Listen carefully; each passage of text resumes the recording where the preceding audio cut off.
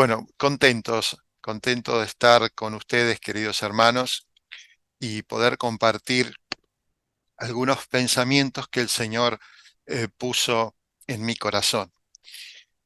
A través de la cortina musical y del himno que escuchamos, ambos tienen que ver un poco con el tema. Eh, Porque pensé en un personaje en las Escrituras. Y cuando vean el personaje y cuando vean los pasajes que vamos a compartir, que no son muchos, donde aparece este personaje, van a poder entender eh, estos dos himnos que hoy compartí con ustedes. La verdad, hermanos, que a veces uno valora las cosas que tiene cuando las pierde. Y aquellas cosas que parecen tan habituales, que parecen tan normales, eh, pasan a tener otro significado cuando uno ya no las puede disfrutar de la misma manera. Y esto es lo que me pasó a mí, eh, por eso el Señor puso esto en mi corazón, porque la verdad que valoro el caminar de una manera que antes no valoraba. Algo que parece tan sencillo, eh, cuando uno tiene limitaciones o cuando uno no lo puede hacer, ahí entiende qué importante que es caminar. Y así como lo estoy padeciendo en lo físico, me puse a pensar con el Señor si no es algo parecido en lo espiritual. Por eso el Señor me dio la idea de compartir algunas cosas de Enoch, porque todos conocemos, todos lo hemos oído hablar, pero me gustaría poder hacer algunos, en el tiempo que nos queda, algunas reflexiones espirituales con respecto a Enoc. Los invito a abrir las Biblias en Génesis, en el capítulo 5. Esta porción es la primera de las porciones que vamos a compartir con respecto a este personaje. Dice el capítulo 5, el versículo 21 en adelante. Vivió Enoc 65 años y engendró a Matusalén. Después que engendró a Matusalén, caminó Enoc con Dios 300 años y engendró hijos e hijas. Así, todos los días de Enoc fueron 365 años. Caminó, pues, Enoc con Dios y desapareció porque lo llevó Dios. En esta primera porción, hermanos, me gustaría que pensemos, que reflexionemos algunas cosas y que sirvan para crecimiento espiritual. Debe ser algo importante que en estos versículos tan cortos, dos veces se recoge una expresión que indudablemente es importante porque Dios quiso que quede así escrito, que Enoc caminaba con Dios. Y creo que muchas veces hemos oído hablar de esto y creo que esta historia la conocemos, aunque no se habla tan seguido. Pero me gustaría reflexionar algunas cosas. Lo primero que me gustaría reflexionar es que no siempre Enoc caminaba con Dios. Porque dice la Escritura que vivió 65 años y esos años no caminaba con Dios. La Escritura es bien clara que a partir de ahí caminó con Dios 300 años. Pero durante los primeros 65 años de su vida, no fue diferente a la vida de los demás que lo rodeaban. Por lo tanto, hermanos, esto nos habla un poco de cada uno de nosotros, porque más allá de la cantidad de años, cada uno de nosotros hemos tenido una vida lejos de Dios, una vida ajena a los propósitos de Dios, una vida indiferente a la voluntad de Dios. No importa cuántos años hayan transcurrido, pero durante esos años nosotros no caminábamos con Dios. Ahora bien, algo pasó, algo pasó en la vida de Enoc. La escritura se limita a decir después que engendró a Matusalén. Por supuesto, esto tiene que ver con el nacimiento de un hijo, pero tendríamos que hacer un poquitito de historia para entender la importancia de esto, porque a veces leemos muy rápido los textos y no nos metemos a situarnos, a vivir el contexto ni la situación. Allá por diciembre nosotros compartíamos un pasaje también en Génesis, en donde la característica era que Dios estaba caminando en medio del huerto buscando al hombre y a la mujer después de haber pecado. Y era Dios el que se caracterizaba por caminar. Y caminaba y lo buscaba aún después de la caída, porque ahí es donde se hace la mención, que Dios está interesado en la comunión con Adán y con Eva, a pesar de haber pecado. Y creo que la escritura es bien clara, y Pablo lo escribe ahí en Romanos, en el capítulo 6, en el verso 23, cuando él dice que la paga del pecado es la muerte. Y cuando uno lee el libro de Génesis, los primeros capítulos, uno entiende, querido hermano, que la muerte no era el plan original que Dios tenía para la creación. Uno entiende al leer los primeros capítulos que la muerte es el resultado del pecado, que no era la forma en que él quería que el universo funcione. Pero, pero algo diferente pasó con Enoc. Porque dice la escritura que Dios mostró su poder muy superior de la muerte, haciendo que Enoc no pasara por la muerte. Y qué maravilloso es detenernos en ese aspecto. Porque si la paga del pecado es la muerte, y Enoc no vio la muerte, indudablemente fue por la gracia de Dios. Así que, hermanos, esto nos ayuda a que cada uno de nosotros pensemos que en algún momento Dios intervino en nuestra vida para que nosotros pasemos de muerte a vida y vida en abundancia en Jesucristo.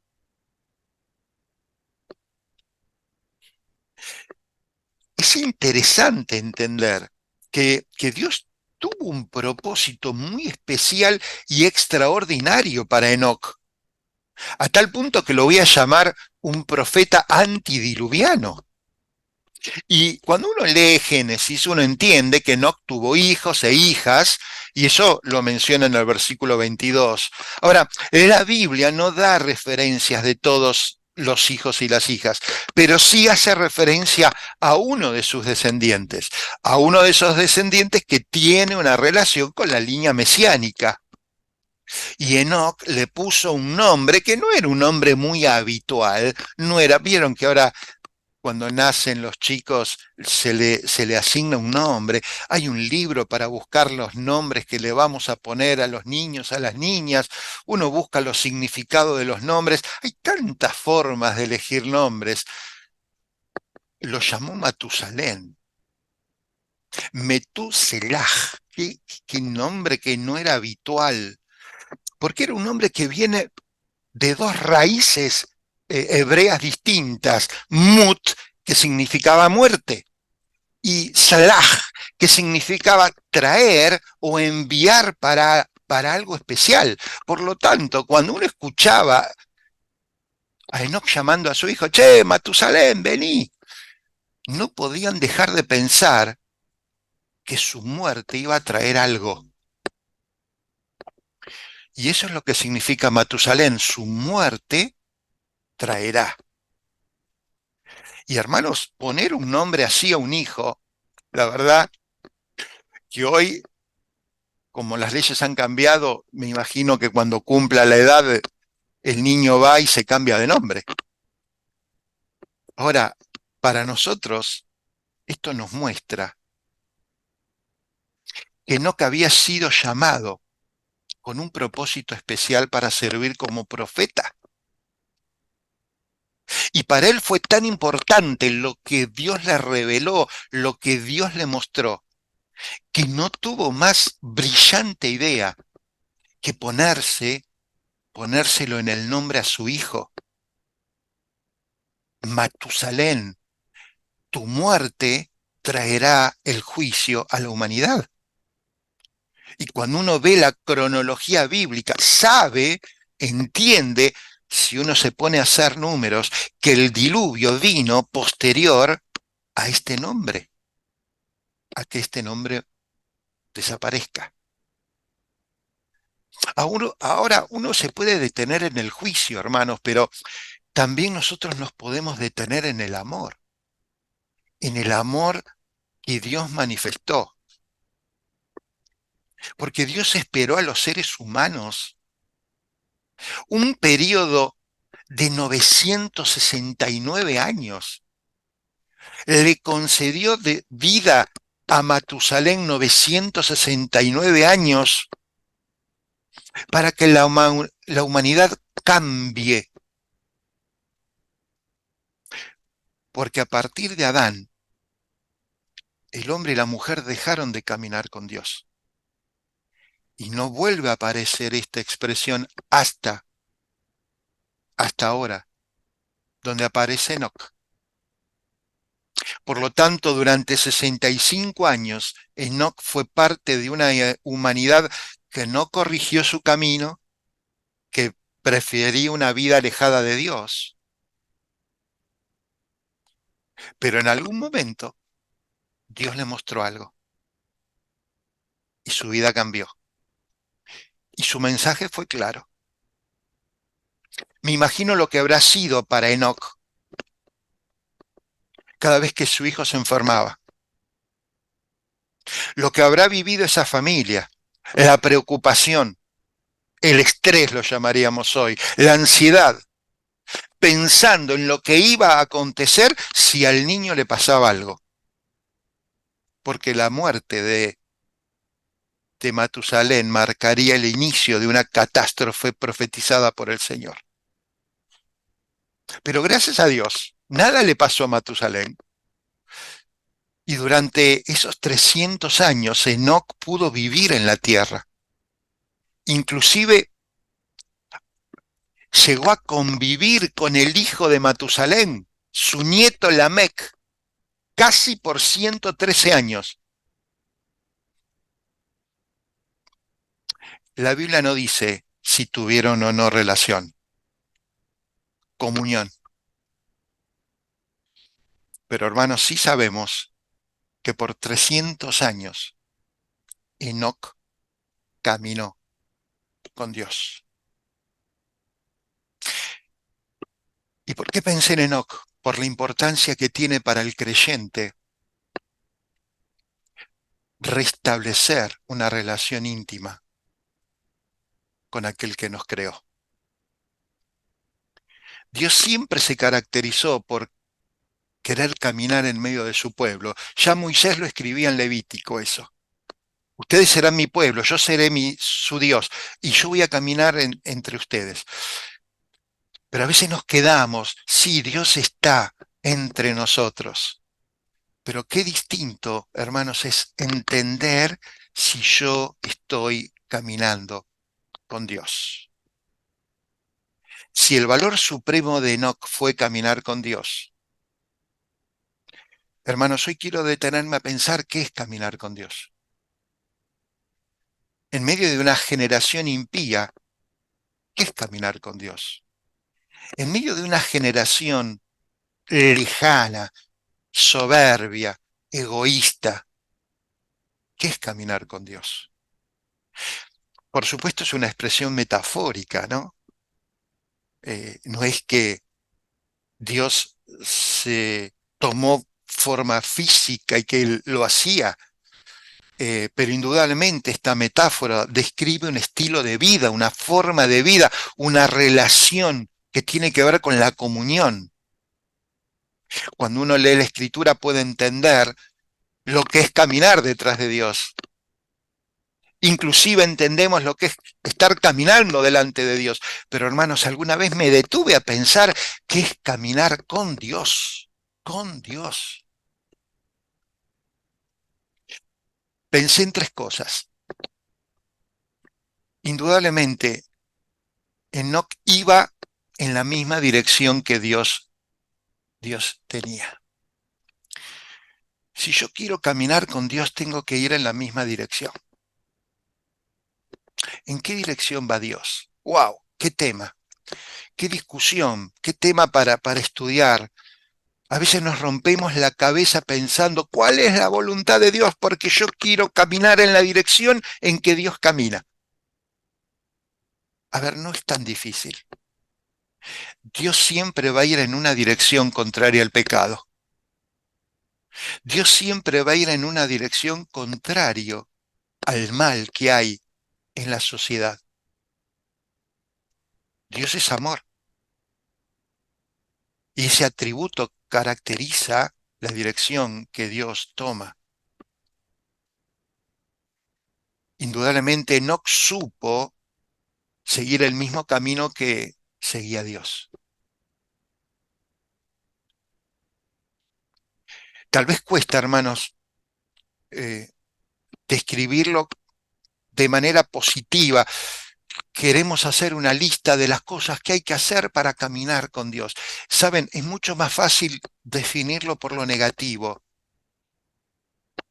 No hacer aquellas cosas que a Dios no le agrada. No hacer aquellas cosas que que Dios se opone. No estar cerca de aquellas cosas que destruyen, que arruina, que corrompe la vida humana. Eso es caminar con Dios. La persona que camina con Dios no puede estar mostrando hostilidad. Y a veces, hermanos, la carne nos juega mala pasada y vivimos dejando salir el yo de adentro.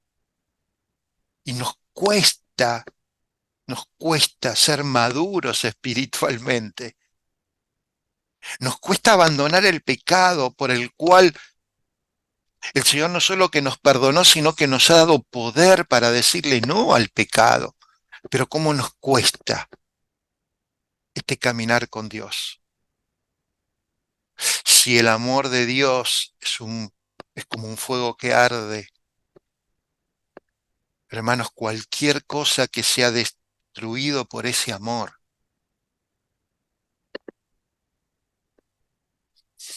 no nos conviene.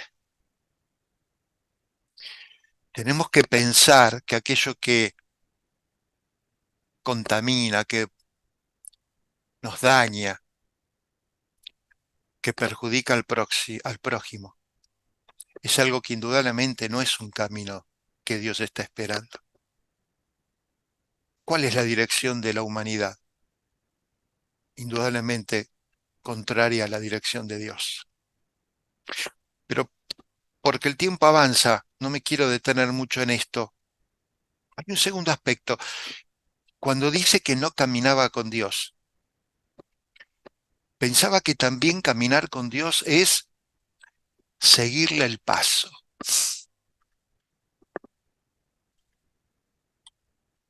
Hermanos, no se imaginan lo que ahora me cuesta dar un paso. Y ahora que me sacaron el yeso, más o menos me puedo mover. Pero algo que parecía tan fácil me resultaba muy, pero muy complicado. ¿Qué es caminar? Caminar es dar un paso detrás de otro.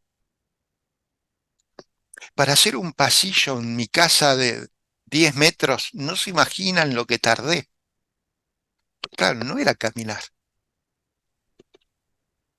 No puedo dar un paso ahora y dentro de 6 meses otro. Eso no es caminar. Pero no nos damos cuenta que a veces en la vida espiritual queremos hacer eso. Nos olvidamos que el caminar espiritual es seguirle el paso al Señor. No solo seguir su dirección, seguir su ritmo, seguirlo a Él, un paso tras otro. ¿Qué es caminar? Cuando una pierna se levanta y avanza, hermanos, esto se los digo y se los digo realmente emocionado porque nunca me resultó tan complicado hacerlo. No saber si cuando apoyaba me iba a caer, no saber si la pierna o la rodilla me iba a sostener. Y me hizo dar cuenta que eso es caminar. Saber que me puedo caer, pero que hay alguien que me va a sostener. Paso a paso, cuando uno avanza, confía en su pie, confía en sus músculos, confía en su rodilla, confía en su cadera. Pero ¿y por qué cuando lo hacemos espiritualmente no pensamos que es igual, que lo tenemos que hacer confiando en Dios?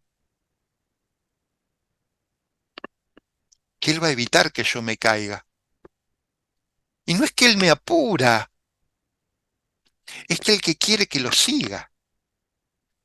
Y el Señor no se va a apurar más de lo que yo debo hacerlo. Pero no es solo cuestión de seguirlo en la dirección correcta, sino seguirlo de cerca. Qué lindo es pensar que el caminar con Dios significa mantenerse al lado de Dios. Qué lindo pensar, hermanos, que si va a haber un desequilibrio y no se imaginan lo que me costó acostumbrarme a las muletas. Emil se me explicaba y yo no sabía cómo agarrarla y dónde ponerla. Y todavía me sigue diciendo, papá, para subir se sube con la sana, para bajar se baja con la lastimada, y yo lo hago al revés, todavía. Hermanos, ¿alguna vez nos detuvimos a pensar la manera en que caminamos espiritualmente? No tengamos miedo a caernos. Por supuesto que hay que ser prudente en la vida física, ¿eh? Digo, además, voy a mirar dónde pongo el pie, mirar si la baldosa está desnivelada, mirar si estoy lejos de la vereda, si estoy agarrado del colectivo. Hay cosas que seguramente voy a cambiar. Mi señora dice que tengo que dejar de lado el peso que llevaba en la mochila siempre. Y tiene razón. Y hay veces, como dice Pablo, hay que dejar ese peso de pecado que nos asedia y que nos está impidiendo correr la carrera, caminar al lado del Señor, caminar. Es una carrera verdadera. Tercera cosa, hermanos, porque el tiempo avanza. ¿Qué significaba para caminar para Enoc? Significaba que estaba de acuerdo con Dios. No me lo imagino a Enoc caminando con Dios si no estaba en sintonía con Él, si no estaba de acuerdo con Él, si no pensaban lo mismo. Me lo imagino a Enoc y a Dios sin discusiones, sin controversias, sin dudas.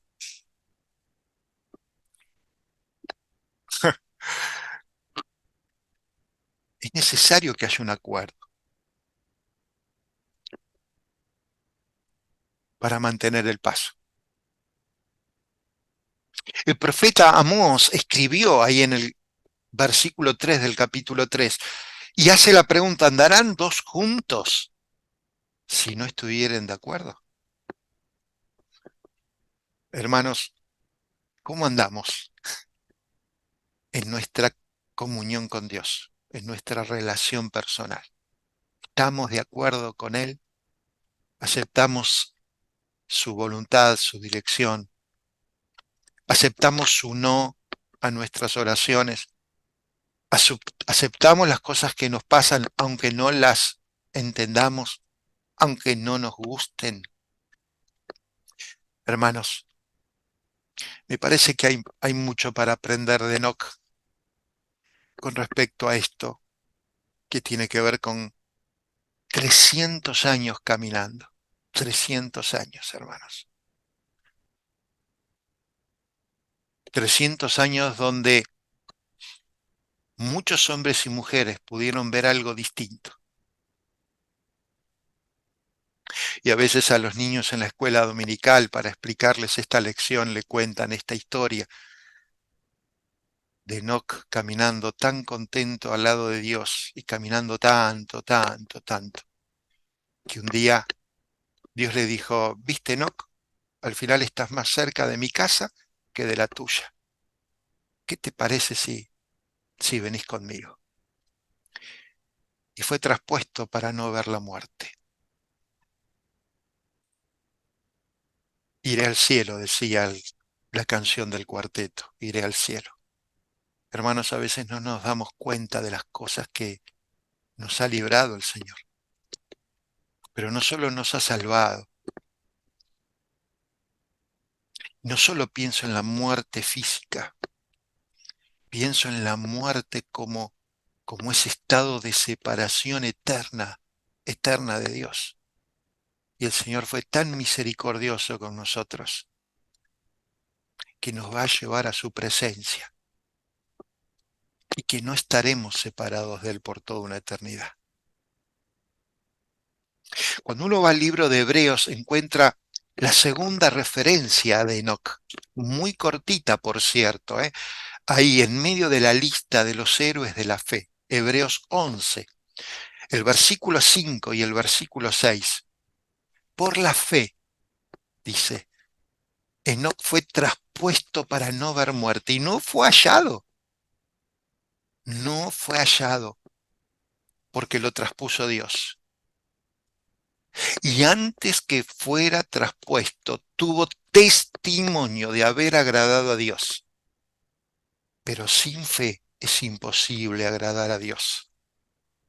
¿Por qué? El autor dice, porque es necesario que el que se acerca a Dios crea que Él existe y que recompensa lo que le buscan. Hermanos, de Enoc no solo quiero aprender a caminar con Dios, quiero aprender a vivir por la fe. Quiero aprender a vivir con confianza. Quiero aprender a dar testimonio que agrade a Dios. Quiero, quiero vivir con una fe que los demás la perciban. ¿Y cómo habrá sido la vida de Enoc? Que después de ser traspuesto, lo buscaban. Por eso el autor de Hebreos dice, y no fue hallado, no fue hallado. Alguno lo buscaba, tal vez la familia, tal vez los amigos. Tal vez algunos que se daban cuenta que algo estaba pasando. Claro, me imagino. Habrá llegado un momento en que apareció una persona en la historia de la humanidad de Enoch, Noé haciendo una arca. Tal vez alguno se habrá acordado, che, pero en algún momento existió alguien que vivió una vida diferente. Queridos hermanos, Jesús nos enseñó que Él es la resurrección y la vida. Y el que creía en Él, aunque estuviese muerto, iba a vivir. Porque todo aquel que cree en mí, dijo Él, no morirá eternamente. Hermanos, qué hermoso es tener una vida como la de Enoc. que caminaba, que tenía buen testimonio, que tenía una fe que se destacaba. Y para terminar, cortito, un solo o dos versículos, Judas.